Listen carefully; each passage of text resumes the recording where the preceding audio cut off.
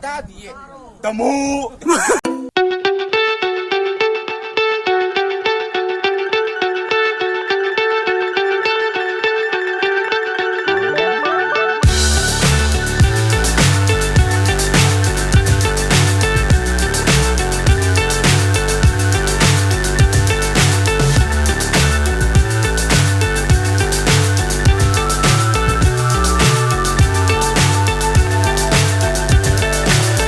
So high I'm hypnotized. What's up is down, what's left is right. Welcome back. Akhoi ji housing se Cheiraoba gi resort ta chakchana ba chatpani akhoi imanabi mayam ngasi Cheiraoba gi sida loi leire asi loi leire chak ti asomna moi asomna thonge ba adu hore anu matek ai dum ucherake housing ki di imanabi ga ai dum mathang dum ucherake bida elina si leire hi hero hi si leire ado maphundo ai akhoi na leiba ke phajana dum mayam ucherake video se loi ba yeng bio ko adudi atop top ulake bai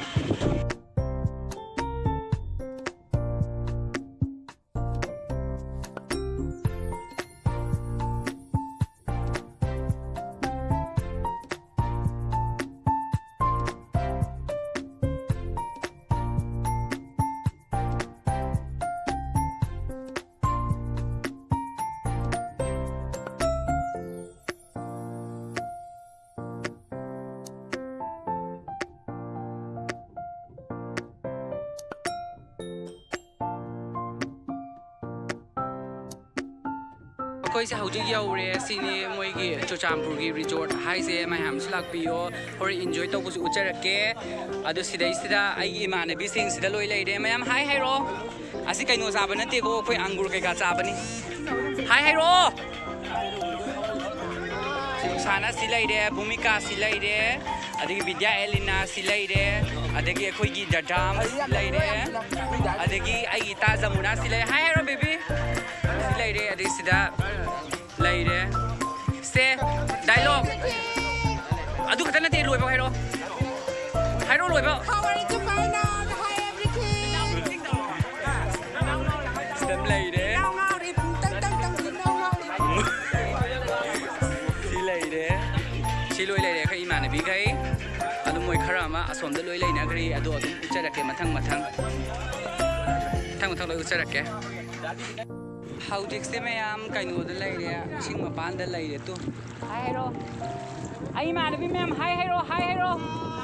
ai imanabi ma'am moi sing loi sanari sida rong sana si leire yam nungai mafam se no matang visit tawbira a Geljang ka he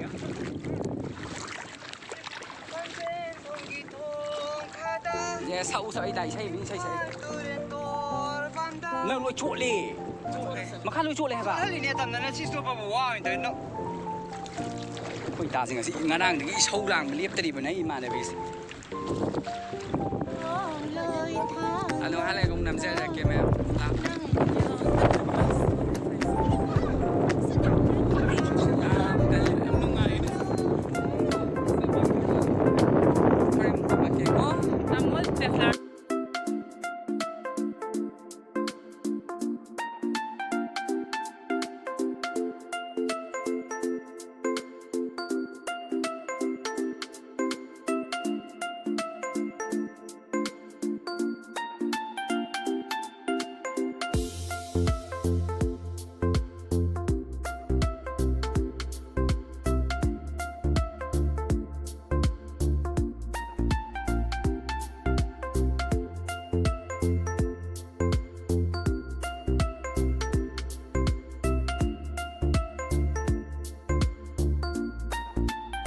Cha insang na som na thong bane ai ga na taro ga thong ge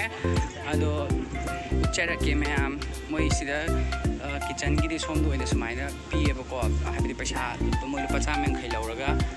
tau bane nu sei khusi sidia ai si chicken no en taure mayam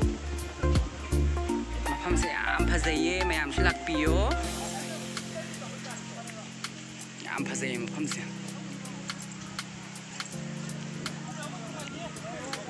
moi atopa mi se mayam la e mathak ta sugwa adu mathang nu Cheiraoba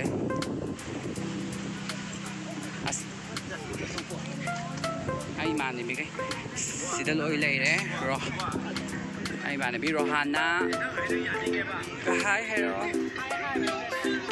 ꯃꯌꯥꯝ ꯃꯣꯏꯁꯤ ꯂꯣꯏ ꯂꯩꯅꯔꯦ ꯑꯗꯣ ꯃꯤ ꯑꯇꯣꯞꯄꯁꯨ ꯃꯌꯥꯝ ꯂꯥꯛꯑꯦ ꯑꯗꯣ ꯃꯊꯪ ꯎꯠꯆꯔꯛꯀꯦ ꯍꯣꯔꯦꯟ ꯑꯥꯗꯩ ꯖꯒꯥꯁꯦ ꯍꯣꯔꯦꯟ ꯀꯨꯝꯃꯀꯥꯟꯗꯅꯦ ꯃꯌꯥꯝ ꯑꯗꯨꯝ ꯎꯠꯆꯔꯛꯀꯦꯀꯣ ꯉꯥꯛꯊꯟꯅꯦ ꯂꯣꯏꯅ ꯆꯠꯇꯧꯔꯦ ꯄꯤꯛꯅꯤꯛ ꯑꯗ ꯀꯣꯠꯂꯤꯁꯤꯗꯤ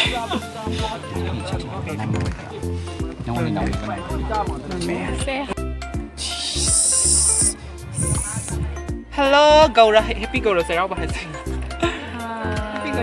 ꯍꯦꯄꯤ ꯒꯧꯔ ꯆꯩꯔꯥꯎꯕ ꯃꯌꯥꯝ new year Meitei new year ꯍꯧꯖꯤꯛ ꯁ꯭ꯋꯤꯃꯤꯡ ꯄꯨꯜꯗ ꯂꯩꯌꯦ ꯁ꯭ꯋꯤꯃꯤꯡ ꯄꯨꯜꯗ ꯔꯣꯅꯥꯁꯤ ꯂꯩꯔꯦ ꯃꯌꯥꯝꯁꯤ ꯂꯩꯔꯦ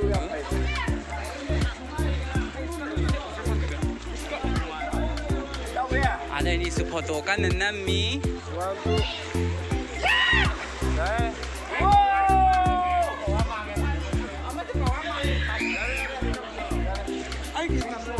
ꯑꯩꯈꯣꯏꯁꯦ ꯐꯣꯇꯣ ꯀꯟꯅ ꯅꯝꯃꯤ ꯍꯧꯖꯤꯛ ꯐꯣꯇꯣ ꯅꯝꯗꯧꯔꯦ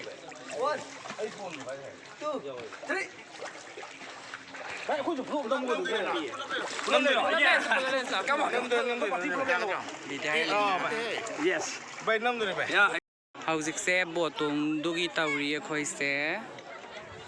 ꯁꯤꯗ ꯇꯣꯡꯗꯨꯒꯤ ꯇꯧꯔꯦ ꯔꯣꯍꯥꯅꯥ ꯂꯩꯔꯦ ꯁꯤꯗ ꯂꯣꯂꯤꯌꯥ ꯂꯩꯔꯦ ꯑꯗꯨꯁꯨ ꯏꯃꯥꯟꯅꯕꯤ ꯃꯣꯏ ꯒ꯭ꯔꯨꯞ ꯑꯃ ꯁꯤ ꯂꯩꯔꯦ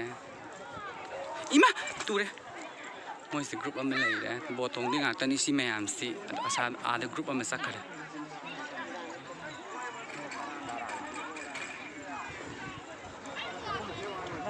ꯐꯖꯩ ꯃꯌꯥꯝ ꯂꯥꯎ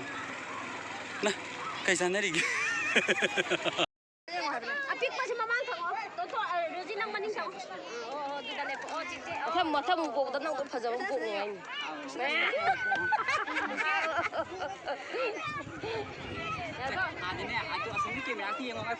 ꯁꯤꯗ ꯂꯥꯛꯀꯣꯏ ꯑꯗꯨꯗꯨ ꯑꯗꯨ ꯈꯨꯠ ꯍꯥꯏꯌꯣ ꯍꯥꯏ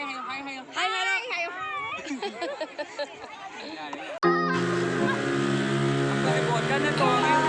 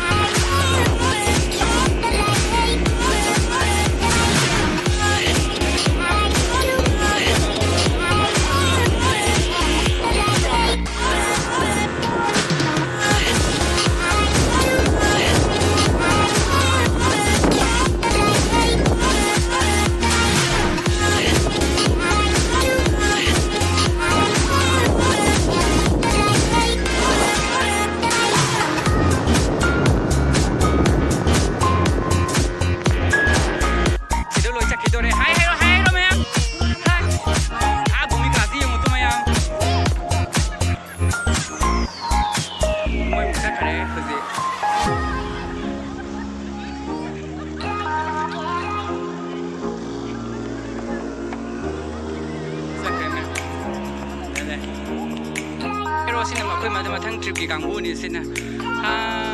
ꯁꯤ ꯃꯊꯪ ꯇ꯭ꯔꯤꯞꯀꯤ ꯀꯥꯡꯕꯨ ꯃꯣꯏ ꯃꯊꯪ ꯇꯣꯡꯗꯣꯏꯅꯤ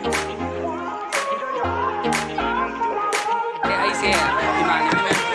ꯏꯃꯥꯟꯅꯕꯤ ꯃꯌꯥꯝ ꯁꯦꯀꯦꯟ ꯇ꯭ꯔꯤꯞ ꯃꯣꯏ ꯆꯠꯄꯅꯦꯕ ꯑꯗꯨꯒꯤ ꯇ꯭ꯔꯤꯞꯇꯨꯁꯨ ꯌꯥꯎꯋꯦꯕ ꯍꯟꯗꯛꯀꯤ ꯇ꯭ꯔꯤꯞ ꯑꯩꯗꯨꯅ ꯁꯤꯒꯤ ꯇ꯭ꯔꯤꯞꯇꯅ ꯑꯃꯨꯛ ꯑꯩꯁꯨ ꯌꯥꯎꯁꯜꯂꯦ ꯃꯣꯏꯁꯨ ꯂꯩꯔꯦ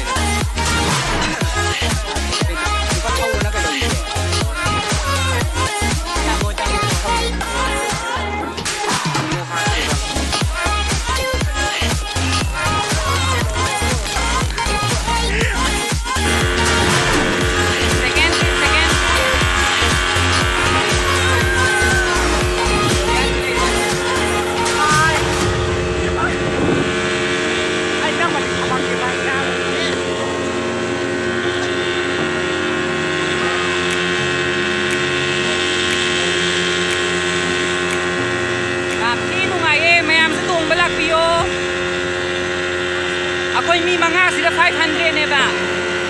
ꯑꯗꯨꯝ ꯌꯥꯏꯌꯦ ꯃꯣꯏꯁꯤ ꯔꯥꯎꯟꯁꯤꯃ ꯄꯨꯔꯥ ꯀꯣꯏꯔꯤꯅꯦꯕ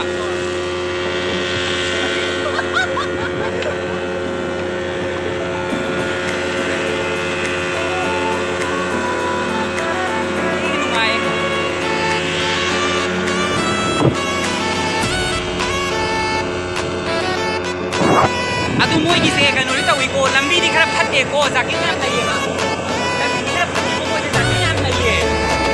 ꯖꯥꯀꯦꯠ ꯈꯨꯠꯂꯩ ꯑꯃꯅꯤ ꯃꯣꯏꯁꯦ ꯂꯝꯕꯤꯗꯤ ꯈꯔ ꯐꯠꯇꯦ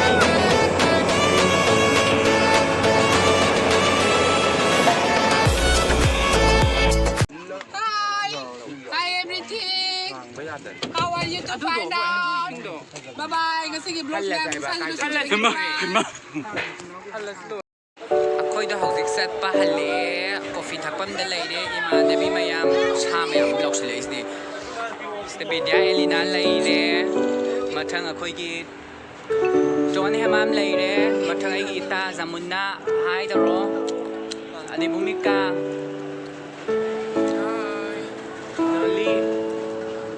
ꯍꯥꯏ ꯍꯥꯏꯌꯨ ꯍꯥꯏꯕꯅꯤ ꯄꯣꯁ ꯇꯧ ꯍꯥꯏꯕ ꯅꯠꯇꯦ ꯑꯗꯣ ꯑꯩꯈꯣꯏꯗꯣ ꯍꯧꯖꯤꯛꯁꯦ ꯂꯣꯏꯔꯦꯕꯀꯣ ꯕꯣꯜ ꯀꯩꯀꯥ ꯍꯥꯏꯕ ꯕꯣꯜꯒꯤ ꯆꯥꯛꯆꯥꯅꯕ ꯁꯨꯡꯅꯠ ꯅꯠꯇ꯭ꯔꯦꯒ ꯑꯩꯈꯣꯏꯒꯤ ꯆꯥꯛꯆꯥꯅꯕ ꯆꯠꯂꯨꯕꯅꯦꯕ ꯚꯨꯃꯤꯀꯥꯒꯤ ꯐꯖꯕꯁꯨ ꯃꯌꯥꯝ ꯌꯦꯡꯃꯤꯟꯅꯁꯤ